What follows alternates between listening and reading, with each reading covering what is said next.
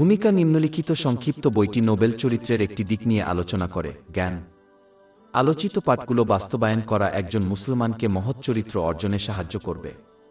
জামে আত তিরমিজি 2003 নম্বরে প্রাপ্ত হাদিস অনুসারে মহানবী হযরত মুহাম্মদ সাক পরামর্শ দিয়েছেন যে বিচার দিবসের দাড়িপাল্লায় সবচেয়ে ভারী জিনিসটি হবে মহৎ চরিত্র। এটি মহানবী মুহাম্মদ সাল্লাল্লাহু আলাইহি ওয়াসাল্লামের গুণাবলীর একটি, যা মহান আল্লাহ পবিত্র কুরআনের 6-8 নং আয়াত আল কালামে প্রশংসা করেছেন। এবং প্রকৃতপক্ষে আপনি একটি মহান নৈতিক চরিত্রের। তাই মহৎ চরিত্র অর্জনের জন্য পবিত্র কুরআনের শিক্ষা ও মহানবী হযরত মুহাম্মদ সাল্লাল্লাহু আলাইহি ওয়াসাল্লামের ঐতিহ্য অর্জন ও আমল করা সকল মুসলমানের কর্তব্য। জ্ঞান। এক সহিহ মুসলিমের 6853 নম্বর হাদিসে মহানবী হযরত মুহাম্মদ সাল্লাল্লাহু আলাইহি ওয়াসাল্লাম উপদেশ দিয়েছেন যে ব্যক্তি জ্ঞান অন্বেষণের পথে চলে, মহান আল্লাহ তাদের জন্য জান্নাতের পথ সহজ করে দেবেন। এটি একটি ভৌত পথ নির্দেশ করে যে কেউ জ্ঞান অন্বেষণ করে, যেমন বক্তৃতা এবং ক্লাসে যোগদান করা, এবং এমন একটি পথ যেখানে কেউ শারীরিক ভ্রমণ ছাড়াই জ্ঞানের সন্ধান করে। এটি জ্ঞানের সকল প্রকারকে অন্তর্ভুক্ত করে, যেমন জ্ঞান সম্পর্কে শোনা, পড়া, অধ্যয়ন করা এবং লেখা। জান্নাতে যাওয়ার পথে অনেক প্রতিবন্ধকতা রয়েছে যা একজন মুসলিমকে সেখানে পৌঁছাতে বাধা দেয়। কেবলমাত্র সেই ব্যক্তিই নিরাপদে জান্নাতে পৌঁছাতে পারবে যার কাছে এগুলো সম্পর্কে জ্ঞান থাকবে এবং কিভাবে তা কাটিয়ে উঠতে হবে। উপরন্তু এটি সহজেই বোঝা যায় যে একজন ব্যক্তি এই বিশ্বের একটি শহরে তার অবস্থান এবং এটির দিকে নিয়ে যাওয়া পথ না জেনে পৌঁছাতে পারে না। অনুরূপভাবে জান্নাত লাভ করা যায় না তার সম্পর্কে এই বিষয়গুলো না জেনে, যেমন তার দিকে নিয়ে যাওয়া পথ। উল্লিখিত জ্ঞানের মধ্যে রয়েছে উপকারী পার্থিব জ্ঞানের পাশাপাশি ধর্মীয় জ্ঞান, কারণ আগেরটি প্রায়শই একজনকে মহান আল্লাহর প্রতি আন্তরিকভাবে বাধ্য থাকতে সাহায্য করে। উদাহরণস্বরূপ, যে ব্যক্তি একটি বৈধ পেশা অর্জনের জন্য দরকারি পার্থিব জ্ঞান অন্বেষণ করে, সে হারাম সম্পদ উপার্জন এড়াতে সহজ হবে। এই মনোভাব তাদের জান্নাতের দিকে যাত্রায় সাহায্য করবে। উপরন্তু জান্নাতের পথ কেবল তারাই ভ্রমণ করে যারা তাকওয়া অবলম্বন করে।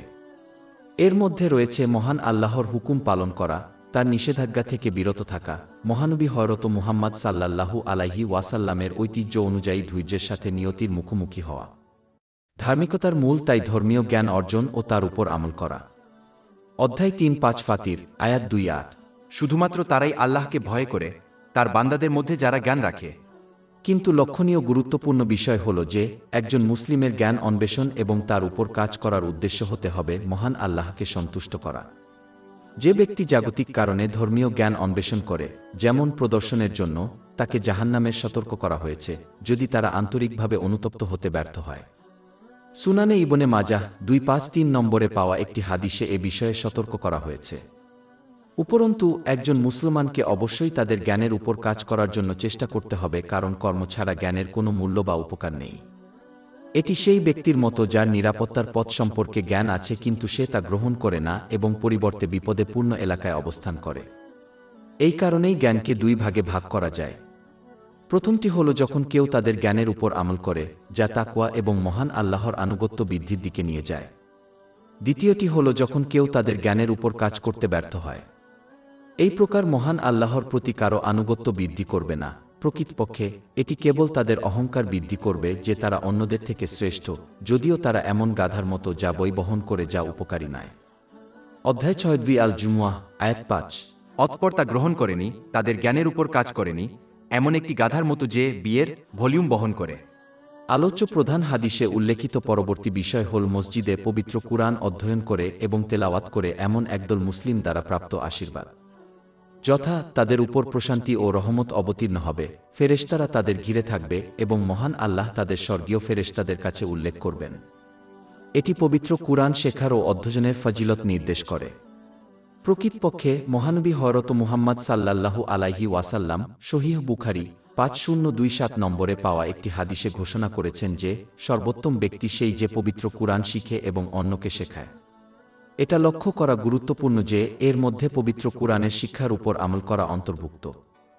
মানুষের এই দলটি এতই বিশেষ যে মহান আল্লাহ এমন ব্যক্তিকেও ক্ষমা করবেন যে তাদের সাথে অনিচ্ছাকৃতভাবে যোগ দেয়। এটি সহিহ বুখারী 6408 নম্বরে পাওয়া একটি হাদিসে নিশ্চিত করা হয়েছে। আশা করা যায় যে যারা নিয়মিত এই কাজটি করে তারা তাদের দিনব্যাপী পূর্বে উল্লেখিত প্রশান্তি এবং মহান আল্লাহর রহমত দান করবে। যে কেউ এই আশীর্বাদগুলি পাবে সে তাদের জীবনের সমস্ত ক্ষেত্রে শান্তি এবং স্বাচ্ছন্দ্য পাবে এবং যখন তারা কোনো অসুবিধার সম্মুখীন হবে তখন এই উপহারগুলি তাদের নিরাপদে এর মাধ্যমে পরিচালনা করবে। আশা করা যায় যে যারা এই পৃথিবীতে ফেরেশতাদের সঙ্গ পাবে তাদের মৃত্যুর সময় এবং পরকালে তাদের সঙ্গ দেওয়া হবে। অধ্যায় 4 ফুসসিলাত আয়াত 3-1। আমরা ফেরেশতারা পার্থিব জীবনে আপনার মিত্র ছিলাম এবং আখিরাতেও। জ্ঞান 2 জামে আত-তিরমি 2645 নম্বরে পাওয়া একটি হাদিসে মহানবী হযরত মুহাম্মদ সাল্লাল্লাহু আলাইহি ওয়াসাল্লাম উপদেশ দিয়েছেন যে মহান আল্লাহ যখন কাউকে কল্যাণ দিতে চান তখন তিনি তাকে ইসলামী জ্ঞান দান করেন। এতে কোনো সন্দেহ নেই যে প্রত্যেক মুসলমান তাদের ঈমানের শক্তি নির্বিশেষে উভয় জগতের মঙ্গল কামনা করে। যদিও অনেক মুসলমান ভুলভাবে বিশ্বাস করে যে তারা যে ভালো কামনা করে তা খ্যাতি, সম্পদ, কর্তৃত্ব, সাহচর্য এবং তাদের কর্মজীবনের মধ্যে নিহিত, এই হাদিসটি এটাকে স্পষ্ট করে দেয় যে ইসলামী জ্ঞান অর্জন এবং তার উপর কাজ করার মধ্যেই প্রকৃত স্থায়ী মঙ্গল রয়েছে। এটা লক্ষ্য করা গুরুত্বপূর্ণ যে ধর্মীয় জ্ঞানের একটি শাখা হল দরকারি পার্থিব জ্ঞান যার মাধ্যমে কেউ তাদের প্রয়োজনীয়তা এবং তাদের নির্ভরশীলদের প্রয়োজনীয়তা পূরণের জন্য বৈধ বিধান উপার্জন করে। যদিও মহানবী হযরত মুহাম্মদ সাল্লাল্লাহু আলাইহি ওয়াসাল্লাম যেখানে ভালো মিথ্যা তা নির্দেশ করেছেন তবুও এটা লজ্জার বিষয় যে কতজন মুসলমান এর মূল্য রাখে না। তারা বেশিরভাগ ক্ষেত্রে তাদের বাধ্যতামূলক দায়িত্ব পালনের জন্য শুধুমাত্র ন্যূনতম ইসলামী জ্ঞান অর্জনের চেষ্টা করে এবং মহানবী মুহাম্মদ সাল্লাল্লাহু আলাইহি ওয়াসাল্লামের ঐতিহ্যের মতো আরও কিছু অর্জন ও আমল করতে ব্যর্থ হয়। পরিবর্তে তারা তাদের প্রচেষ্টাকে জাগতিক জিনিসের জন্য উৎসর্গ করে, সেখানে সত্যিকারের ভালো পাওয়া যায়। অনেক মুসলমান উপলব্ধি করতে ব্যর্থ হন যে ধার্মিক পূর্বসূরিদের কেবলমাত্র মহানবী মুহাম্মদ সাল্লাল্লাহু আলাইহি ওয়াসাল্লামের একটি আয়াত বা হাদিস শেখার জন্য কয়েক সপ্তাহ ধরে ভ্রমণ করতে হয়েছিল, যেখানে আজকে কেউ তাদের বাড়ি ছাড়াই ইসলামী শিক্ষা অধ্যয়ন করতে পারে। তবুও অনেকে আধুনিক দিনের মুসলমানদের দেওয়া এই আশীর্বাদটি ব্যবহার করতে ব্যর্থ হয়। মহান আল্লাহ তার অসীম রহমত থেকে তার মহানবী হযরত মুহাম্মদ সাল্লাল্লাহু আলাইহি ওয়াসাল্লামের মাধ্যমে শুধু সত্য কল্যাণ কোথায় তা নির্দেশ করেননি, বরং তিনি এই মঙ্গলকে মানুষের আঙুলের ডগায়ও রেখেছেন। একজন মুসলমানকে এই বিশ্বাসে প্রতারিত করা উচিত নয় যে ইসলামিক জ্ঞান শুধুমাত্র ব্যাখ্যা করে কিভাবে আচার অনুষ্ঠান করতে হবে এবং কোনটি হারাম ও বৈধ। বাস্তবে এটি মানুষকে শেখায় কিভাবে সঠিক মনোভাব এবং আচরণ গ্রহণ করতে হয় যাতে তারা তাদের দেওয়া সমস্ত পার্থিব আশীর্বাদকে সঠিকভাবে ব্যবহার করে যাতে তারা উভয় জগতে নিজেদের এবং অন্যদের উপকার করতে পারে, যার ফলে উভয় জগতে মানসিক শান্তি এবং সাফল্য অর্জন করা যায়। একমাত্র যিনি মানবজাতিকে এই শিক্ষা দিতে পারেন তিনিই যিনি সৃষ্টি করেছেন এবং সব কিছু জানেন, অর্থাৎ মহান আল্লাহ। অতএব ধর্মীয় জ্ঞানের চেয়ে পার্থিব জ্ঞান অর্জন ও আমল করাকে প্রাধান্য দেওয়া বুদ্ধিমানের কাজ নয়। মহান আল্লাহ তাআলা মানবজাতিকে অবহিত করেছেন যেখানে একটি চিরন্তন সমাধিস্থ ধন রয়েছে যা উভয় জগতের সমস্ত সমস্যার সমাধান করতে পারে। কিন্তু মুসলমানরা কেবল তখনই এই কল্যাণ লাভ করবে যখন তারা এটি অর্জন করতে এবং আমল করার জন্য সংগ্রাম করবে। এর ফলে উভয় জগতে শান্তি ও সাফল্য আসবে। অধ্যায় 1-6 আন-নাহল আয়াত 9-7। যে ব্যক্তি সৎকাজ করবে, সে পুরুষ হোক বা নারী, সে মুমিন থাকা অবস্থায়, আমি অবশ্যই তাকে উত্তম জীবন দান করব এবং অবশ্যই তাদের প্রতিদান দেব পরকালে, তারা যা করত তার সর্বোত্তম প্রতিদান। জ্ঞান 3 সহিহ মুসলিম 3257 নম্বরে পাওয়া একটি হাদিসে মহানবী হযরত মুহাম্মদ অনেক বেশি প্রশ্ন জিজ্ঞাসা করার বিরুদ্ধে সতর্ক করেছিলেন, কারণ এটি অতীতের জাতিগুলির ধ্বংসের দিকে পরিচালিত করেছিল। বরং মুসলমানদের উচিত তাদের সামর্থ্য অনুযায়ী যা আদেশ করা হয়েছে তা করা এবং যা থেকে তাদের নিষেধ করা হয়েছে তা থেকে বিরত থাকা।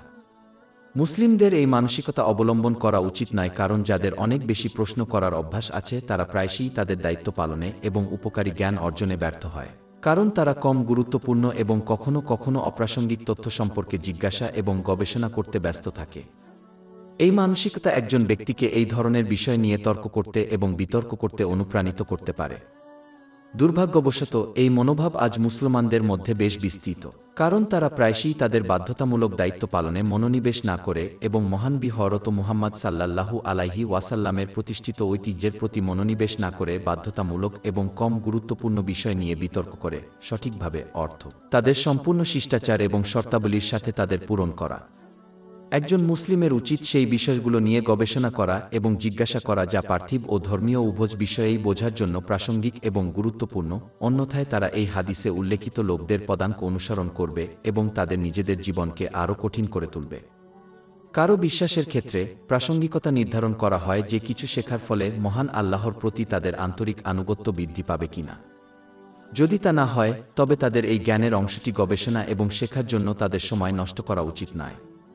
একজনের পার্থিব জীবনের ক্ষেত্রে প্রাসঙ্গিকতা নির্ধারণ করা হয় যে কিছু শেখা একজনকে তাদের পার্থিব দায়িত্ব পালনে সাহায্য করবে কিনা, যেমন কর্মক্ষেত্রে তাদের কর্তব্য।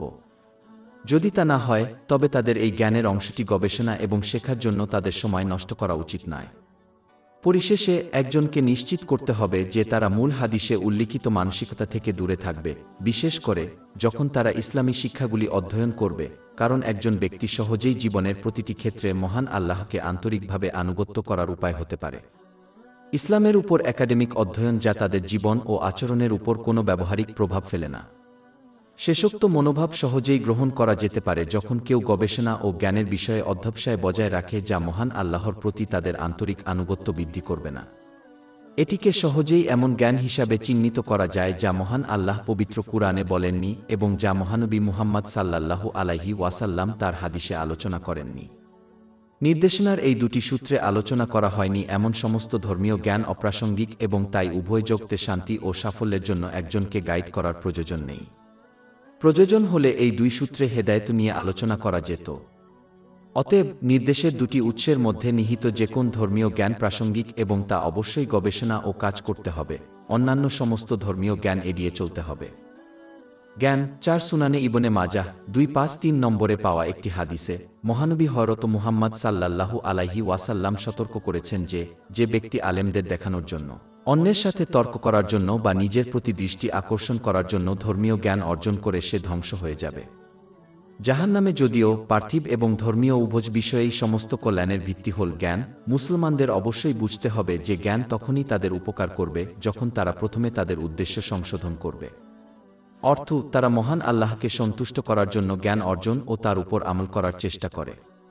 অন্য সমস্ত কারণ শুধুমাত্র পুরস্কার এবং এমনকি শাস্তির ক্ষতির দিকে পরিচালিত করবে যদি একজন মুসলিম আন্তরিকভাবে অনুতপ্ত হতে ব্যর্থ হয়। বাস্তবে জ্ঞান হল বৃষ্টির পানির মতো যা বিভিন্ন ধরনের গাছে পড়ে। কিছু গাছ অন্যদের উপকার করার জন্য এই জল দ্বারা বেড়ে ওঠে, যেমন একটি ফল গাছ। অন্যদিকে অন্যান্য গাছ এই জল দ্বারা বেড়ে ওঠে এবং অন্যদের জন্য উপদ্রব হয়ে ওঠে। যদিও বৃষ্টির জল উভয় ক্ষেত্রেই একই, তবে ফলাফলগুলি খুব আলাদা। একইভাবে ধর্মীয় জ্ঞান মানুষের জন্য একই, কিন্তু যদি কেউ ভুল উদ্দেশ্য অবলম্বন করে তবে তা তাদের ধ্বংসের মাধ্যম হয়ে দাঁড়ায়। বিপরীতভাবে কেউ যদি সঠিক নিয়ত গ্রহণ করে তবে তা তাদের পরিত্রাণের উপায় হয়ে দাঁড়াবে। তাই মুসলমানদের উচিত সকল বিষয়ে তাদের অভিপ্রায় সংশোধন করা, কারণ তাদের এ বিষয়ে বিচার করা হবে। এটি সহিহ বুখারী নম্বর 1 পাওয়া একটি হাদিসে নিশ্চিত করা হয়েছে। এবং তাদের মনে রাখা উচিত যে জাহান্নামে প্রবেশকারী প্রথম ব্যক্তিদের মধ্যে একজন হবেন একজন আলেম যিনি শুধুমাত্র অন্যদের দেখানোর জন্য জ্ঞান অর্জন করেছিলেন। সহিহ মুসলিমের 4923 নম্বর হাদিসে এ বিষয়ে সতর্ক করা হয়েছে। উপরন্তু একজনকে অবশ্যই তাদের জ্ঞানের উপর কাজ করার সাথে তাদের ভালো উদ্দেশ্যকে সংযুক্ত করতে হবে, কারণ কর্ম ছাড়া জ্ঞান উপকারী জ্ঞান নয়, এটি কেবল তথ্য। নিজের জ্ঞানের উপর কাজ করতে ব্যর্থ হওয়া একজন ডাক্তারের মতো যে মানুষের চিকিৎসার জন্য তাদের ওষুধের জ্ঞান বাস্তবায়নে ব্যর্থ হয়। একইভাবে তারা নিজের বা অন্যদের উপকারে আসে না, ইসলামিক জ্ঞানের অধিকারী এবং তা বাস্তবায়নে ব্যর্থ একজন মুসলমানও না। প্রকৃতপক্ষে এই ব্যক্তিকে একটি গাধার সাথে তুলনা করা হয়েছে যে জ্ঞানের বই বহন করে। অধ্যায় 6 আল জুমুয়াহ আয়াত 5। অতঃপর তা গ্রহণ করেনি, তাদের জ্ঞানের উপর কাজ করেনি, এমন একটি গাধার মতো যে বিয়ের ভলিউম বহন করে। উপরন্তু যে ব্যক্তি বৈধ কারণ ছাড়া জ্ঞান গোপন করবে বিচারের দিন তাকে আগুনে লাগাতে হবে। জামিআত তিরমিজি 2649 নম্বরে পাওয়া একটি হাদিসে এটি নিশ্চিত করা হয়েছে। তাই মুসলমানদের অবশ্যই তাদের উপকারী জ্ঞান অন্যদের সাথে ভাগ করে নিতে হবে। এটা নিছক বোকামি, কারণ এটি এমন একটি সৎ কাজ যা একজন মুসলমান মারা যাওয়ার পরেও তাদের উপকারে আসবে। সুনানে ইবনে মাজাহ 241 নম্বরে পাওয়া একটি হাদিসে এটি উপদেশ দেওয়া হয়েছে। যারা জ্ঞান সঞ্চয় করেছিল তারা ইতিহাস ভুলে গিয়েছিল, কিন্তু যারা তা অন্যদের সাথে শেয়ার করেছিল তারা মানবজাতির আলেম ও শিক্ষক হিসাবে পরিচিত হয়েছিল। পরিশেষে জ্ঞান অর্জনের উদ্দেশ্য বিতর্কে অন্যদের পরাজিত করা নয়। একজন মুসলমানের কর্তব্য হল অন্যদের কাছে সঠিকভাবে দৃঢ় প্রমাণ সহ সত্য উপস্থাপন করা। তর্কবিতর্কের মাধ্যমে মানুষকে সত্য মেনে নিতে বাধ্য করার দায়িত্ব তাদের অর্পণ করা হয়নি। এই মনোভাব মানুষকে সত্য থেকে আরও দূরে ঠেলে দেয়। বরং তর্কবিতর্ক না করে মানুষকে সত্য ব্যাখ্যা করা উচিত এবং নিজেরাই কাজ করে এই সত্য দেখানো উচিত। ধার্মিক পূর্বসূরীরা এভাবেই আচরণ করতেন এবং অন্যদেরকে সত্যের দিকে নিয়ে যাওয়ার ক্ষেত্রে এই পদ্ধতি অনেক বেশি কার্যকর। জ্ঞান ৫ সুনানে ইবনে মাজাহ ২১৯ নম্বরে পাওয়া একটি হাদিসে মহানবী হযরত মুহাম্মদ শাহ উপদেশ দিয়েছেন যে পবিত্র কুরআনের একটি আয়াত শেখা স্বেচ্ছায় প্রার্থনার ১০০ চক্রের চেয়ে উত্তম। এবং ইসলামী জ্ঞানের একটি বিষয় শেখা, এমনকি যদি কেউ এটির উপর আমল না করেও, স্বেচ্ছায় প্রার্থনার ১০০ চক্রের চেয়ে উত্তম। একটি শ্লোক শেখার মধ্যে অধ্যয়ন করা এবং আরও গুরুত্বপূর্ণ বিষয় হল একজনের জীবনে এর শিক্ষাগুলিকে কার্যত বাস্তবায়ন করা। এবং এটি লক্ষ্য করা গুরুত্বপূর্ণ যে একজন মুসলমান তখনই এই পুরস্কার লাভ করবে যখন তারা যে জ্ঞানের বিষয়বস্তু শিখেছে তার উপর কাজ করার জন্য আন্তরিকভাবে চেষ্টা করবে এবং সুযোগটি উপস্থিত হলে তা বাস্তবে প্রয়োগ করবে। শুধুমাত্র যখন কেউ তাদের ইসলামিক জ্ঞানের বিষয়ের উপর আমল করার সুযোগ পায় না, তখন তারা ১০০ সাইকেল নামায় পড়ার সোয়াব লাভ করবে, যদিও তারা বাস্তবে এর উপর আমল না করে। এর কারণ হল মহান আল্লাহ মানুষকে তাদের অভিপ্রায়ের উপর ভিত্তি করে বিচার ও পুরস্কার দেন এবং তাই সুযোগ পেলে যারা আন্তরিকভাবে কাজ করবে তাদেরকে পুরস্কৃত করবেন।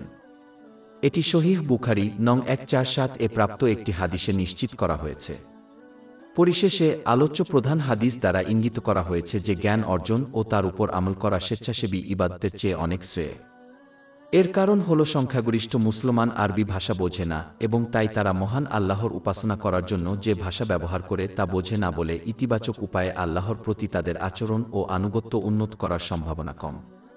যদিও জ্ঞানের উপর শেখা এবং অভিনয় করা একজনকে আরও ভালোর জন্য পরিবর্তন করতে অনুপ্রাণিত করার সম্ভাবনা অনেক বেশি।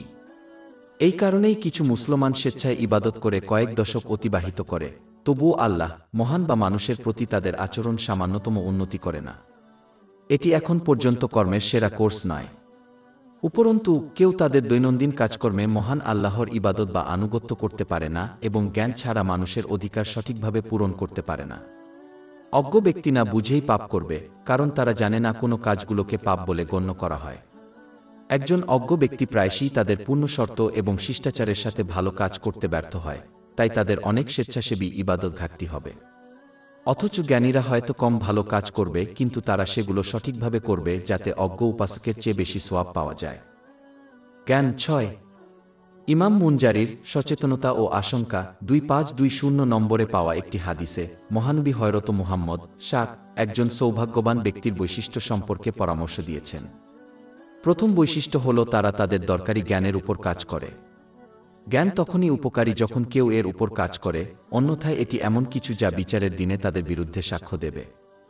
নিজের জ্ঞানের উপর কাজ না করা এবং সাফল্য লাভের আশা করা সেই ব্যক্তির মতো বোকামি যার কাছে তাদের কাঙ্ক্ষিত গন্তব্যের মানচিত্র রয়েছে তবুও এটি ব্যবহার করে না এবং এখনও নিরাপদে তাদের গন্তব্যে পৌঁছানোর আশা করে।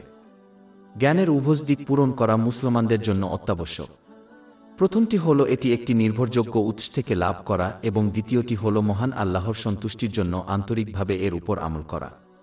একজন মুসলিমকে জান্নাতের পথ খুঁজে বের করতে হবে এবং সেখানে পৌঁছানোর জন্য নেমে যেতে হবে। জ্ঞান ৭ ইমাম মুনজারির সচেতনতা এবং আশঙ্কা ২৫৫৬ নম্বরে পাওয়া একটি হাদিসে মহানবী হযরত মুহাম্মদ শাহ নিম্নলিখিত বৈশিষ্ট্যের অধিকারী ব্যক্তিকে সুসংবাদ দিয়েছেন। আলোচ্য প্রধান হাদিসে চূড়ান্ত যে বিষয়টি উল্লেখ করা হয়েছে তা হল সৌভাগ্যবান সেই ব্যক্তি যে তাদের জ্ঞান অনুযায়ী আমল করে। এটি করা জরুরি কারণ নিজের জ্ঞানকে উপেক্ষা করা এবং এর বিপরীত কাজ করা বড় অজ্ঞতার লক্ষণ। এই ধরনের জ্ঞান মোটেই উপকারী নয়। প্রকৃতপক্ষে এটি কেবল বিচার দিবসে একজন ব্যক্তির বিরুদ্ধে সাক্ষ্য দেবে। জ্ঞান তখনই উপযোগী যখন এটি সঠিকভাবে কাজ করা হয়, ঠিক যেমন একটি মানচিত্র শুধুমাত্র কাঙ্ক্ষিত গন্তব্যে নিয়ে যায় যখন এটি ব্যবহার করা হয়। জ্ঞানের উপর কাজ করতে ব্যর্থ হওয়া কাউকে জান্নাতের পথে নামিয়ে দেবে না, এটি তাদের কেবল অন্ধকারে ফেলে দেবে, বিভ্রান্ত এবং হারিয়ে গেছে। জ্ঞান ৮ আমার একটি চিন্তা ছিল যা আমি শেয়ার করতে চেয়েছিলাম। একটি পরিবারের প্রবীণরা, বিশেষ করে পিতামাতারা প্রায়শই এমন একটি বিবৃতি ব্যবহার করেন যা তারা বিশ্বাস করে যে তাদের সঠিক নির্দেশনা নির্দেশ করে, যেমন বড়রা ভাল জানেন। সত্যি কথা বলতে এই বক্তব্যটি ধার্মিক পূর্বসূরীদের দিনে সত্য ছিল, কারণ তখনকার প্রবীণরা উপকারী জ্ঞান অর্জন এবং তার উপর কাজ করতে চেষ্টা করতেন। তারা তাদের নিজস্ব মতামত ও চিন্তাধারাকে একপাশে রেখে পবিত্র কুরআনের উপদেশ এবং মহানবী হযরত মুহাম্মদ সাল্লাল্লাহু আলাইহি ওয়াসাল্লামের ঐতিহ্যকে গ্রহণ করে। তাদের আন্তরিক প্রচেষ্টার কারণে মহান আল্লাহ তাআলা তাদেরকে সঠিক পথনির্দেশ দান করেছিলেন। অধ্যায় ২ আল আনকাবুত আয়াত ৬। এবং যারা আমাদের জন্য চেষ্টা করে আমরা অবশ্যই তাদের আমাদের পথ দেখাব। অতএব এই বিবৃতি তাদের জন্য প্রযোজ্য এবং সেই সময়ের যুবকরা উপকৃত হয়েছিল যদি তারা এই বুজুর্গদের পরামর্শে কাজ করে। কিন্তু দুর্ভাগ্যবশত সময় বদলেছে।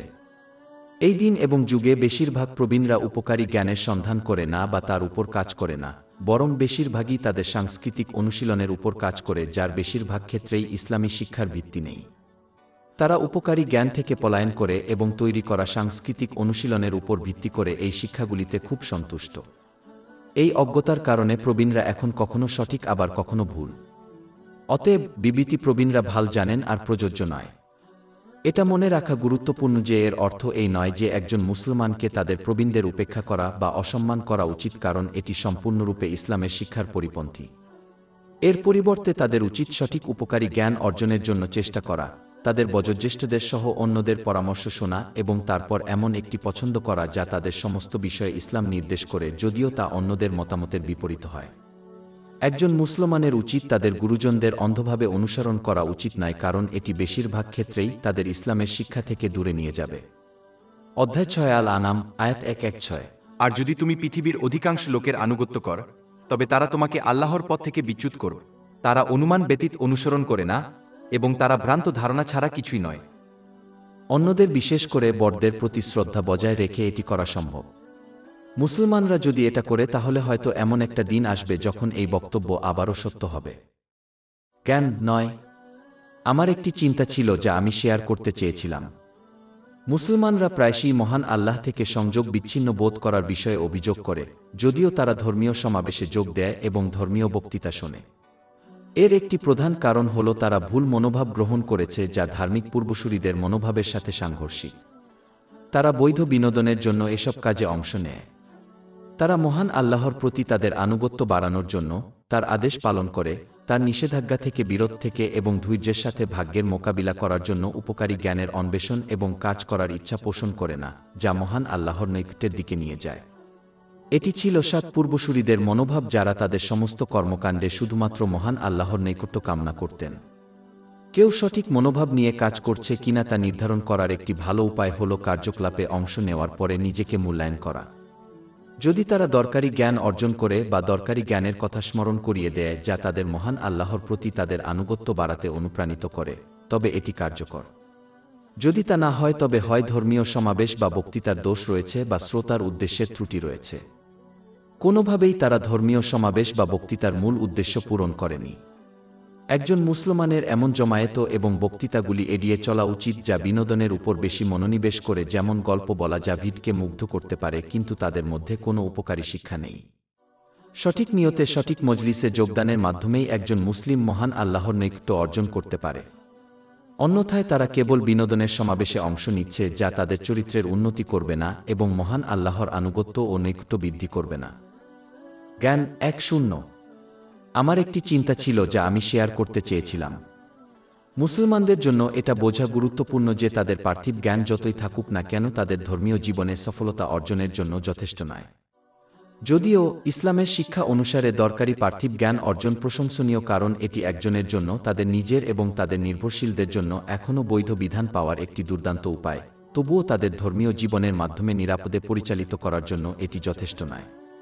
উদাহরণস্বরূপ, বেশিরভাগ ক্ষেত্রে পার্থিব জ্ঞান কাউকে শেখায় না যে কিভাবে নিরাপদে কোনো অসুবিধা বা পরীক্ষার মধ্য দিয়ে এমনভাবে যাত্রা করতে হয় যা মহান আল্লাহকে খুশি করে, যাতে তারা উভয় জগতে পুরস্কার লাভ করে। মহানবী মুহাম্মদ সাল্লাল্লাহু আলাইহি ওয়াসাল্লামের বাধ্যতামূলক কর্তব্য ও ঐতিহ্য শুধুমাত্র পার্থিব জ্ঞানের অধিকারী একজন মুসলিম দ্বারা আমল করা যায় না। প্রকৃতপক্ষে ধর্মীয় জ্ঞান একজনকে উভয় জগতে সফলতার দিকে পরিচালিত করার ক্ষমতা রাখে, যেখানে পার্থিব জ্ঞান শুধুমাত্র এই পৃথিবীতে কাউকে সাহায্য করবে। ধর্মীয় জ্ঞানের অধিকারী ব্যক্তি মহান আল্লাহর আনুগত্য মেনে চলবে, যার ফলশ্রুতিতে এমন আশীর্বাদ ও অনুগ্রহ আসবে যে তারা উভয় জগতেই সফলতা পাবে। অথচ জাগতিক জ্ঞান মানুষকে সঠিক পথপ্রদর্শক তথা ধার্মিক পূর্বসূরিদের শিক্ষা অনুযায়ী কাজ না করে ধর্মে তাদের নিজস্ব পথ নির্ণয় করতে অনুপ্রাণিত করবে। ধর্ম নিজের পথ তৈরি করা নয়, কেবল ইসলামী শিক্ষা মেনে চলা। দুর্ভাগ্যবশত অনেক মুসলিম যারা পার্থিব জ্ঞানের অধিকারী তারা এই গুরুত্বপূর্ণ বিষয়টি উপলব্ধি করেন না, যা শুধুমাত্র উভয় জগতে তাদের সাফল্য অর্জনের সম্ভাবনাকে হ্রাস করে। অতএব মুসলমানদের উচিত উভয় জগতের সফলতা কামনা করলে ধর্মীয় ও উপকারী পার্থিব জ্ঞান অর্জন ও তার উপর আমল করার চেষ্টা করা। এই কারণেই সুনানে ইবনে মাজা 224 নম্বরে পাওয়া একটি হাদিস অনুসারে দরকারি জ্ঞান অর্জন করা সমস্ত মুসলমানের জন্য একটি কর্তব্য। জ্ঞান 1 আমার একটি চিন্তা ছিল যা আমি শেয়ার করতে চেয়েছিলাম। যদিও সময়ের সাথে সাথে ইসলামী পণ্ডিত, প্রভাষক এবং ইসলামী শিক্ষার উপাদানের পরিমাণ বাড়লেও মুসলমানদের শক্তি কমেছে। এই জন্য অনেক কারণ আছে। এর একটি প্রধান কারণ হল অনেক আলেম অন্যকে শিক্ষা দেওয়ার সময় সঠিক নিয়ত অবলম্বন করেননি।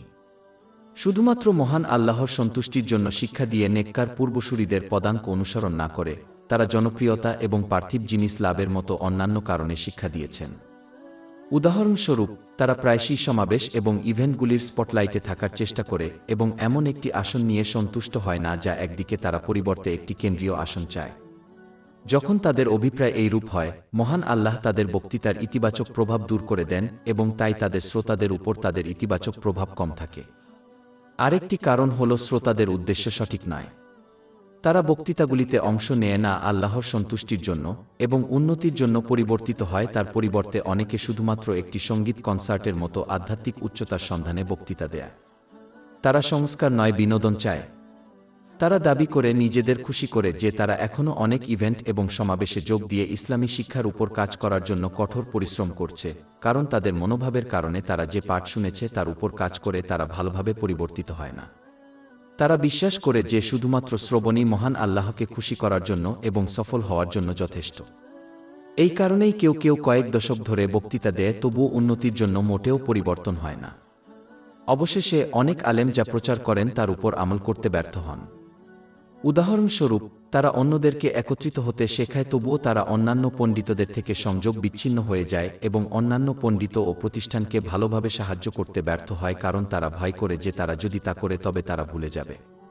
তারা অন্যদেরকে বস্তুগত জগৎ থেকে দূরে সরে যেতে উপদেশ দেয়, তারাই সবচেয়ে বেশি এতে মগ্ন থাকে। যদিও তারা তাদের অন্তরে বিচ্ছিন্ন বলে দাবি করে, যা বেশিরভাগ ক্ষেত্রেই সত্য নয়, তবুও তারা মহানবী হযরত মুহাম্মদ সাল্লাল্লাহু আলাইহি ওয়াসাল্লামের ঐতিহ্য থেকে বিচ্যুত হয়েছে, যিনি বাহ্যিকভাবে এই পৃথিবী থেকে সবচেয়ে বিচ্ছিন্ন ছিলেন এবং অভ্যন্তরীণভাবে। এক কথা বলে অন্য কাজ না করে তাদের বাস্তব উদাহরণ দেখানো উচিত ছিল। এর ফলে তাদের শিক্ষা অকার্যকর হয়ে পড়ে। জ্ঞান 1-2 কিছুক্ষণ আগে একটি নিউজ আর্টিকেল পড়েছিলাম যা আমি সংক্ষেপে আলোচনা করতে চেয়েছিলাম। কিছু লোক তাদের ক্ষেত্রে বিশেষজ্ঞ হওয়ার পরেই কিভাবে সাফল্য অর্জন করে সে সম্পর্কে এটি প্রতিবেদন করেছে। এটা লক্ষ্য করা গুরুত্বপূর্ণ। ইসলাম মুসলমানদের শেখায় যে উভয় জগতে প্রকৃত সাফল্য অর্জনের জন্য তাদের পণ্ডিত হওয়ার প্রয়োজন নেই। তাদের যা দরকার তা হল তাদের সামর্থ্য অনুযায়ী ইসলামের সরল শিক্ষাগুলো শেখার এবং তার উপর আমল করার চেষ্টা করা। এটি একজন অপণ্ডিত দ্বারা সহজেই অর্জন করা যায়। উদাহরণস্বরূপ, একজন মুসলমান পবিত্র কুরআনের 3টি আয়াত বুঝতে ও তার উপর আমল করার মাধ্যমে শুরু করতে পারে, যা তাদের চিরন্তন সাফল্যের দিকে পরিচালিত করবে। প্রথমটি হল তালাকের অধ্যায় 6-5 আয়াত 2। আর যে আল্লাহকে ভয় করে তিনি তার জন্য মুক্তির পথ করে দেবেন।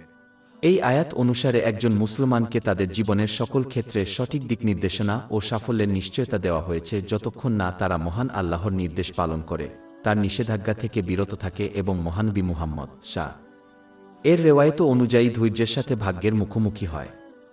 তার উপর শান্তি ও বরকত বর্ষিত হোক। এটি নিশ্চিত করবে যে তারা তাদের দেওয়া আশীর্বাদগুলিকে মহান আল্লাহকে সন্তুষ্ট করার উপায়ে ব্যবহার করবে, যা ফলস্বরূপ উভয় জগতে শান্তি এবং সাফল্যের দিকে নিয়ে যায়। অধ্যায় 1-6 আন-নাহল আয়াত 9-7।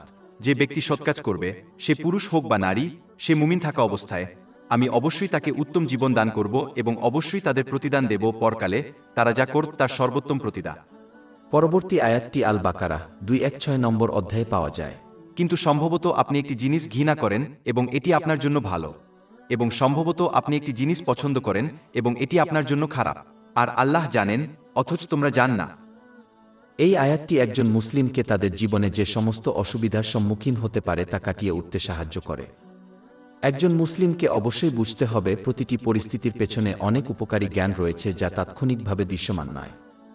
কেউ তাদের নিজের জীবনের মধ্যে অনেক উদাহরণ খুঁজে পেতে পারে যখন তারা বিশ্বাস করেছিল যে কিছু ভালো ছিল কিন্তু এটি খারাপ এবং এর বিপরীতে পরিণত হয়।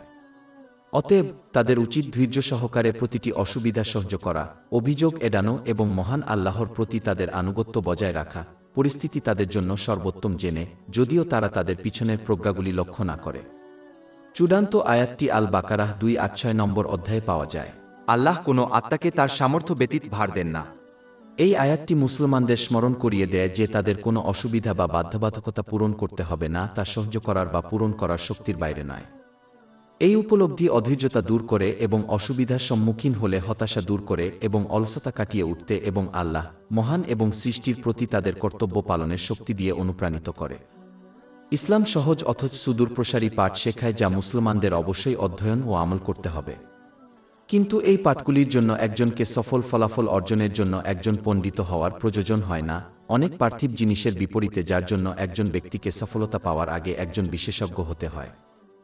জ্ঞান 1-3 কিছুক্ষণ আগে একটি নিউজ আর্টিকেল পড়েছিলাম যা আমি সংক্ষেপে আলোচনা করতে চেয়েছিলাম। তথ্য ও জ্ঞানের আদান প্রদান কত বছর ধরে বিশেষ করে সোশ্যাল মিডিয়ার মাধ্যমে বেড়েছে তা নিয়ে প্রতিবেদন করা হয়েছে। যদিও সময়ের সাথে সাথে প্রচারকের সংখ্যা বৃদ্ধি পেয়েছে এবং তথ্য অ্যাক্সেস করা সহজ হয়েছে, তবুও মুসলমানদের শক্তি কেবল দুর্বল হয়েছে। এর একটি কারণ হল যে অনেক মুসলিম এমন একটি মানসিকতা গ্রহণ করেছে যা তাদের ইসলামিক জ্ঞান শেখার এবং তার উপর আমল করতে বাধা সৃষ্টি করেছে। তারা বিশ্বাস করে যে শুধুমাত্র ইসলামিক জ্ঞান শোনাই সফল হওয়ার জন্য যথেষ্ট। এটি শয়তানের একটি ফাঁদ এবং এটি সাহাবায়ে কেরাম আল্লাহ তাদের প্রতি এবং সৎ পূর্বসূরীদের মনোভাবের সম্পূর্ণ বিপরীত। তারা শুধু ধর্মীয় জ্ঞানই শ্রবণ করেননি, বরং তারা যে জ্ঞান শুনেছেন তার উপর আমল করার মাধ্যমে তারা এই অভিপ্রায়কে পরিপূর্ণভাবে পালন করেছেন। এভাবে কাজ না করার ফলে মুসলমানদের ঈমান দুর্বল হয়ে পড়েছে। এই কারণেই কিছু মুসলিম কয়েক দশক ধরে ধর্মীয় সমাবেশে এবং আলোচনায় যোগদান করেছে, তবুও উন্নতির জন্য মোটেও পরিবর্তন হয়নি। এই মনোভাবের বিপদ হল যে শেষ পর্যন্ত লোকেরা এই বিশ্বাসের দ্বারা নিচু হয়ে পড়বে যে তারা ধর্মীয় শিক্ষা শোনা বা আমল করার প্রয়োজন ছাড়াই তাদের জিহ্বা দিয়ে ইসলাম ঘোষণা করতে পারে। মুসলমানদেরকে তাদের পথপ্রদর্শক হিসাবে অজ্ঞতা ছেড়ে দেওয়া হবে যা তাদের ধ্বংসের দিকে নিয়ে যাবে। উপসংহারে বলা যায়, ইসলামী জ্ঞানের উদ্দেশ্য মানুষকে বিনোদন দেওয়া নয়। এর উদ্দেশ্য হল বাস্তবিকভাবে মানুষকে এই পৃথিবীতে তাদের চেহারার সমস্ত পরিস্থিতির মধ্য দিয়ে পরিচালিত করা, যাতে তারা এই পৃথিবীতে মানসিক শান্তি এবং পরকালে জান্নাত লাভ করে। যে জ্ঞান তারা শোনে তা বাস্তবায়নে ব্যর্থ হয়, সে এই সঠিক নির্দেশনা পাবে না। তাদের উদাহরণ হল সেই ব্যক্তির মতো যার একটি নিরাপদ স্থানে যাওয়ার নির্দেশনা আছে কিন্তু কার্যত নিরাপত্তার জন্য এই নির্দেশাবলী অনুসরণ করতে ব্যর্থ হয়েছে, অথবা অসুস্থ রোগীর মতো যাকে নিরাময় করার পরামর্শ দেওয়া হয় তবুও ওষুধ সেবন করতে ব্যর্থ হয়। এই মনোভাব পরিহার করতে হবে। অধ্যায় 1-7 আল ইসরা আয়াত 8-2। এবং আমি কুরআন নাইল করি যা মুমিনদের জন্য আরোগ্য ও রহমত, কিন্তু তা জালিমদের ক্ষতি ছাড়া আর কিছু বাড়ায় না। জ্ঞান 1-4। কিছুক্ষণ আগে একটি নিউজ আর্টিকেল পড়েছিলাম যা আমি সংক্ষেপে আলোচনা করতে চেয়েছিলাম। এতে উল্লেখ করা হয়েছে যে কিভাবে একটি নির্দিষ্ট দেশে বিয়ের হার সময়ের সাথে সাথে কমছে। লোকেরা দাবি করেছিল যে তারা বিয়ের দায়িত্ব নিতে চায় না।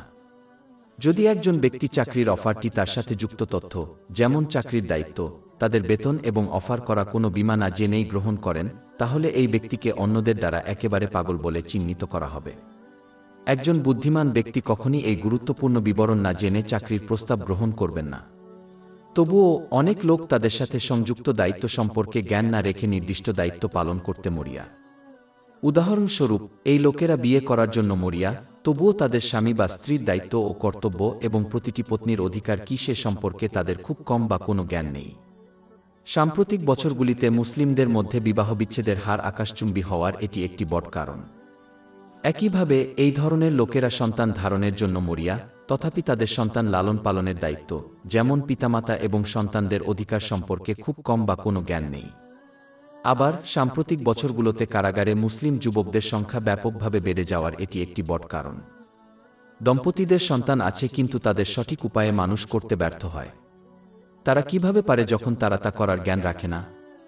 মুসলিমদের জন্য এটা অত্যাবশ্যকীয় যে তারা পরিস্থিতির মধ্যে পা রাখার আগে তারা যে জিনিসগুলি করতে চায় তার দায়িত্বগুলি প্রথমে শিখে নেওয়া এবং বোঝা। এই জ্ঞান ছাড়া তারা নিজেদের এবং অন্যদের জন্য সমস্যা ছাড়া কিছুই হবে না।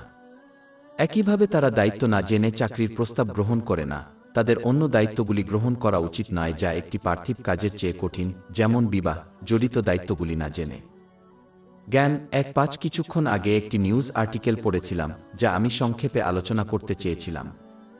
এটি এমন কিছু লোকের সম্পর্কে রিপোর্ট করেছে যারা একটি বিদেশি দেশে ভ্রমণ করেছে এবং একটি আইন ভঙ্গ করেছে যা তারা তাদের ভ্রমণের সময় অজানা ছিল।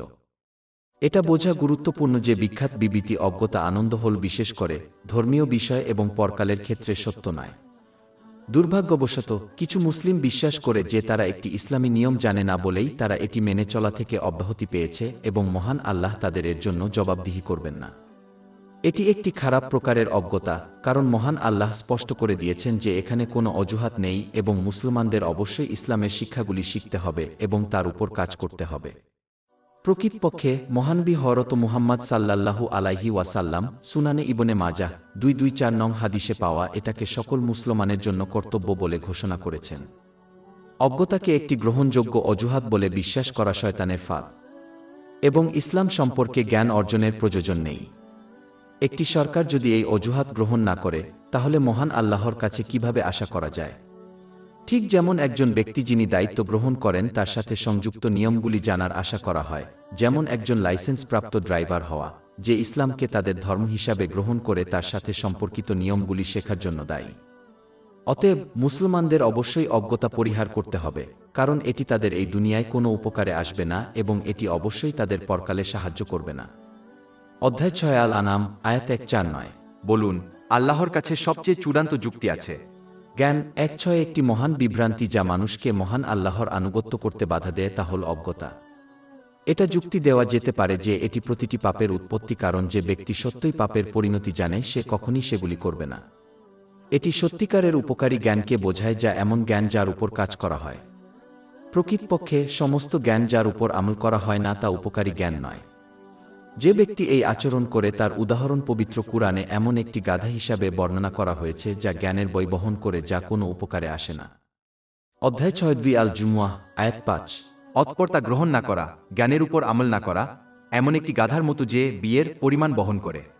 যে ব্যক্তি তাদের জ্ঞানের উপর কাজ করে সে খুব কমই পিছলে যায় এবং ইচ্ছাকৃতভাবে পাপ করে। প্রকৃতপক্ষে যখন এটি ঘটে তখন এটি শুধুমাত্র অজ্ঞতার একটি মুহূর্ত দ্বারা সৃষ্ট হয়, যেখানে একজন ব্যক্তি তাদের জ্ঞানের উপর কাজ করতে ভুলে যায়, যার ফলে তারা পাপ করে। মহানবী হযরত মুহাম্মদ শাক একবার জামে আত-তিরমিজি 2322 নম্বরে পাওয়া একটি হাদিসে জাহেলিয়াতের গুরুতরতা তুলে ধরেছিলেন। তিনি ঘোষণা করেছিলেন যে মহান আল্লাহর স্মরণ ব্যতীত জড় জগতের সবকিছুই অভিশপ্ত, এই স্মরণের সাথে যা কিছু যুক্ত সেই পণ্ডিত এবং জ্ঞানের ছাত্র। এর অর্থ এই যে জড় জগতের সমস্ত নিয়ামত অজ্ঞ ব্যক্তির জন্য অভিশাপ হয়ে উঠবে, কারণ তারা তাদের অপব্যবহার করে পাপ করবে। প্রকৃতপক্ষে অজ্ঞতা একজন ব্যক্তির সবচেয়ে খারাপ শত্রু হিসাবে বিবেচিত হতে পারে, কারণ এটি তাদের ক্ষতি থেকে নিজেকে রক্ষা করতে এবং উপকার লাভ করতে বাধা দেয়, যা শুধুমাত্র জ্ঞানের উপর কাজ করার মাধ্যমে অর্জন করা যেতে পারে। অজ্ঞরা না জেনেই পাপ করে। কোনো পাপকে পাপ বলে গণ্য করা হয় তা না জানলে কিভাবে পাপ এড়ানো যায়? অজ্ঞতার কারণে একজন ব্যক্তি তাদের বাধ্যতামূলক দায়িত্বে অবহেলা করে। কেউ যদি তাদের দায়িত্ব সম্পর্কে অজ্ঞ থাকে তবে কিভাবে তাদের দায়িত্ব পালন করা যায়? তাই সকল মুসলমানের উপর কর্তব্য হল তাদের সকল ফরজ দায়িত্ব পালন এবং পাপ থেকে বেঁচে থাকার জন্য যথেষ্ট জ্ঞান অর্জন করা। এটি সুনানে ইবনে মাজাহ 224 নম্বরে পাওয়া একটি হাদিসে নিশ্চিত করা হয়েছে। জ্ঞান 1.7 ইসলামী জ্ঞান সঠিকভাবে শোনার মাধ্যমেই এর শিক্ষাগুলো সঠিকভাবে মেনে চলতে পারে। শ্রবণ এবং শোনার মধ্যে পার্থক্য বোঝা গুরুত্বপূর্ণ। শ্রবণ কেবলমাত্র একজনের মনের সাথে একটি শব্দকে স্বীকার করা, এমনকি যদি তারা আওয়াজ বোঝাতে ব্যর্থ হয়। উদাহরণস্বরূপ, একজন ব্যক্তি অনেক দূর থেকে তাদের চিৎকার শুনতে পারে, কিন্তু তারা কি বলছে তা বুঝতে সক্ষম হবে না। যদিও শোনার মধ্যে একটি শব্দ শোনা এবং এটি বোঝার অন্তর্ভুক্ত, যাতে একজনের আচরণ পরিবর্তন হয়। উদাহরণস্বরূপ, একজন ব্যক্তি অন্যকে একটি নির্দিষ্ট মৌখিক নির্দেশ দিচ্ছেন, যিনি নির্দেশগুলি শুনে এবং বোঝার পরে যথাযথভাবে প্রতিক্রিয়া জানান। মুসলমানদের ইসলামিক জ্ঞান শুনতে হবে এবং তা বোঝার চেষ্টা করতে হবে, যাতে এটি তাদের আচরণকে ইতিবাচকভাবে প্রভাবিত করে। দুর্ভাগ্যবশত অনেক মুসলমান পবিত্র কুরআনের প্রতি এটি মেনে চলতে ব্যর্থ হয়েছে, কারণ তারা পবিত্র কুরআনের তেলাওয়াত শুনতে ভালো কিন্তু সঠিকভাবে শুনতে ব্যর্থ হয়, যার মধ্যে এর শিক্ষাগুলো বোঝা এবং তার উপর কাজ করা জড়িত। উপসংহারে বলা যায়, শুধুমাত্র মহান আল্লাহর বাণী শ্রবণ করা সফলতা অর্জনের জন্য যথেষ্ট নয়, বরং একজনকে অবশ্যই তা শোনার চেষ্টা করতে হবে। জ্ঞান 1.8 আমার একটি চিন্তা ছিল যা আমি শেয়ার করতে চেয়েছিলাম। যে সমস্ত মুসলিমরা ইসলামী শিক্ষা অধ্যয়ন করে তাদের জন্য এটা গুরুত্বপূর্ণ যে তারা এমন মনোভাব এড়িয়ে চলা যা তাদের অধ্যয়ন থেকে উপকৃত হতে বাধা দেয়। এটি তখনই হয় যখন একজন ব্যক্তি সম্পূর্ণরূপে একাডেমিক মনোভাবের সাথে ইসলামী শিক্ষা অধ্যয়ন করে। যারা পার্থিব জ্ঞান ও গবেষণা করে তাদের মধ্যে একাডেমিক মনোভাব পরিলক্ষিত হয়। এই শিক্ষার্থীরা যে পার্থিব জ্ঞান অর্জন করে তা তাদের জীবনযাপনের পদ্ধতিকে প্রভাবিত করে না এবং আল্লাহ মহান বা সৃষ্টির সাথে যোগাযোগ করে। এটি একটি সম্পূর্ণ একাডেমিক অধ্যয়ন যা শিক্ষার্থীর দৈনন্দিন জীবন, আচরণ এবং মনোভাবের উপর কোনো প্রভাব ফেলে না। এটি ইসলামী জ্ঞানের ছাত্রদের মধ্যেও ঘটতে পারে। তারা যে জ্ঞান অর্জন করে তাতে তারা মুগ্ধ হয়ে যায়, কিন্তু জ্ঞানের পিছনের শিক্ষা ও নৈতিকতা বুঝতে ব্যর্থ হয় এবং তাই জ্ঞান তাদের চরিত্র, আচরণ এবং জীবনকে ইতিবাচক উপায়ে ঢালাই করতে ব্যর্থ হয়, যার ফলে তারা মহান আল্লাহর প্রতি তাদের আন্তরিক আনুগত্য বৃদ্ধি করে, যার অন্তর্ভুক্ত আশীর্বাদ ব্যবহার করে একজনকে দেওয়া হয়েছে তাকে খুশি করার উপায়ে, এবং তাদের জ্ঞান তাদের মানুষের অধিকার পূরণে উৎসাহিত করতে ব্যর্থ হয়, যার মধ্যে সর্বনিম্ন হল অন্যদের সাথে এমন আচরণ করা যেভাবে একজন ব্যক্তি মানুষের দ্বারা আচরণ করতে চায়। বিশুদ্ধভাবে একাডেমিক উপায়ে ইসলামিক অধ্যয়নের কাছে পৌঁছানো একজন ব্যক্তির জ্ঞান বৃদ্ধি করতে পারে, তবে এটি তাদের চরিত্রকে ইতিবাচক উপায়ে ঢালাই করবে না। এটি তাদের অর্জিত জ্ঞানকে নিষ্ফল করে তোলে। অধ্যায় 6 আল জুমুয়াহ আয়াত 5। অতঃপর তা গ্রহণ করেনি, তাদের জ্ঞানের উপর কাজ করেনি, এমন একটি গাধার মতো যে বিয়ের ভলিউম বহন করে। একজনকে সর্বদা মনে রাখতে হবে যে ইসলামী শিক্ষা অধ্যয়ন করার তাদের উদ্দেশ্য এবং উদ্দেশ্য হওয়া উচিত আল্লাহ মহান এবং মানুষের প্রতি তাদের আচরণ উন্নত করা। যদি এটি না ঘটে তবে তারা সঠিক পথে নেই এবং তাই সঠিক পথনির্দেশ থেকে অনেক দূরে। জ্ঞান এক নয়। আমার একটি চিন্তা ছিল যা আমি শেয়ার করতে চেয়েছিলাম। অনেক মুসলমানের সর্বদা পবিত্র কুরআন এবং মহানবী মুহাম্মদ সাল্লাল্লাহু আলাইহি ওয়াসাল্লামের ঐতিহ্য ছাড়া অন্য উৎস থেকে নেওয়া ইসলামী জ্ঞান অনুসন্ধান, পড়া এবং শোনার অভ্যাস রয়েছে। তারা এই পদ্ধতিতে আচরণ করে যেহেতু তারা নতুন এবং ভিন্ন কিছু অনুভব করতে চায় এবং তাই এই দুটি দিক নির্দেশনার উৎস থেকে শিক্ষার প্রতি খারিজ আচরণ করে।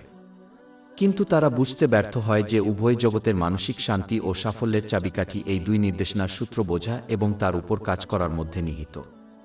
এটি অনেক আয়াতে নির্দেশিত, যেমন অধ্যায় 1:6 আন-নাহল আয়াত 8-9, এবং আমরা আপনার প্রতি কিতাব নাইল করেছি সকল বিষয়ের ব্যাখ্যা স্বরূপ এবং মুসলমানদের জন্য হেদায়েত ও রহমত ও সুসংবাদ স্বরূপ কি। স্পষ্টীকরণটি উভয় জগতে শান্তি এবং সাফল্য লাভের জন্য প্রয়োজনীয় সমস্ত জিনিসকে বোঝায়। দুর্ভাগ্যবশত এমনকি অনেক ইসলাম প্রচারক তাদের শ্রোতাদের খুশি করার জন্য এই মনোভাব গ্রহণ করেছেন। যে সময়টা তাদের সরাসরি নির্দেশনার দুটি উৎস থেকে প্রচার করা উচিত, যেমন জুমার খুতবা, তারা অপ্রমাণিত ঘটনা এবং বিকল্প উৎস থেকে গল্পের জন্য উৎসর্গ করে।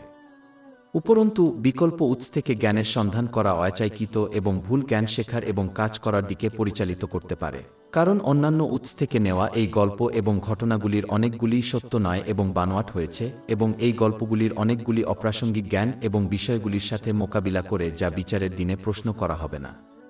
উপরন্তু এই গল্প এবং ঘটনাগুলির অনেকগুলি এমন জিনিসগুলির উপর ভিত্তি করে তৈরি করা হয়েছে যা ইসলামী শিক্ষার বিরোধী, কিন্তু এই বৈপরীত্যগুলি প্রায়শই সূক্ষ্ম হওয়ায় বেশিরভাগ শ্রোতাদের দ্বারা উপেক্ষা করা হয়।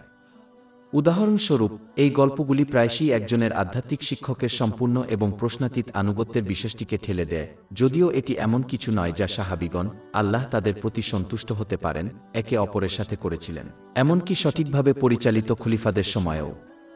ইসলাম, আল্লাহ তাদের প্রতি সন্তুষ্ট হোক। প্রকৃতপক্ষে অনেক প্রামাণিক এবং ব্যাপকভাবে পরিচিত ঘটনা রয়েছে যখন সাহাবায়ে কেরাম, আল্লাহ তাদের প্রতি সন্তুষ্ট, সৎপথে পরিচালিত খলিফাদের পদ্ধতিকে সম্মানের সাথে চ্যালেঞ্জ করেছিলেন, আল্লাহ তাদের প্রতি সন্তুষ্ট হন। উদাহরণস্বরূপ, উমর ইবনে খাত্তাব এবং অন্যান্য অনেক সাহাবী, আল্লাহ তাদের প্রতি সন্তুষ্ট, সম্মানের সাথে চ্যালেঞ্জ করেছিলেন। ইসলামের প্রথম খলিফা আবু বকর সিদ্দিক রাদিয়াল্লাহু আনহু, যখন তিনি দান করতে অস্বীকারী মুসলমানদের বিরুদ্ধে যুদ্ধ করার সিদ্ধান্ত নিয়েছিলেন।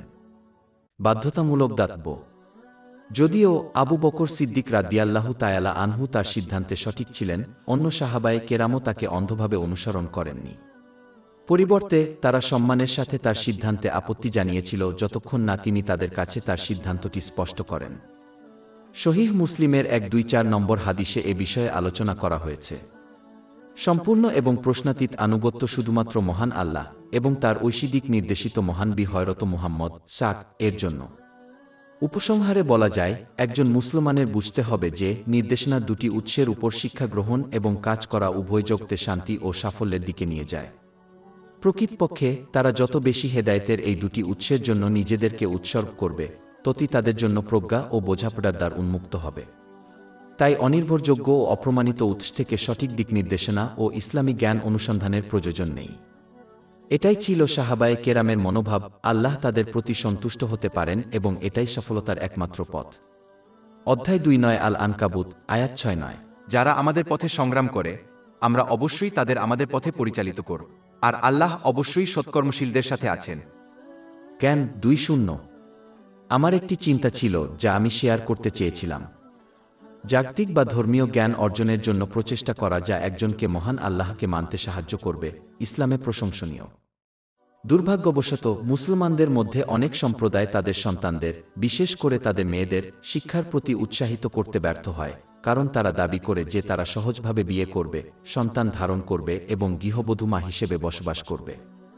যদিও একজন মহিলা যদি একজন হতে চান তাহলে তার গৃহের মা স্ত্রী হতে বেছে নেওয়ার মধ্যে কোনো ক্ষতি নেই, তবুও পার্থিব শিক্ষার অনেক সুবিধা রয়েছে যা উপেক্ষা করা উচিত নয়। একটি পার্থিব শিক্ষা গুরুত্বপূর্ণ কারণ এটি একজনের চরিত্র গঠন ও গঠনে সহায়তা করে। এটির মাধ্যমে একজন ব্যক্তি শিখতে পারে কিভাবে পৃথিবী কাজ করে এবং কিভাবে বিভিন্ন পরিস্থিতি এবং ধরনের মানুষের সাথে মোকাবিলা করতে হয়।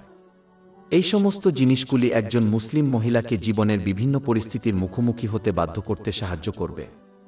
উপরন্তু একটি পার্থিব শিক্ষা যা একটি ভালো কর্মজীবনের দিকে পরিচালিত করে একজন মুসলিম মহিলাকে জীবনসঙ্গী নির্বাচন করার সময় আরও নির্বাচনী হতে দেয়।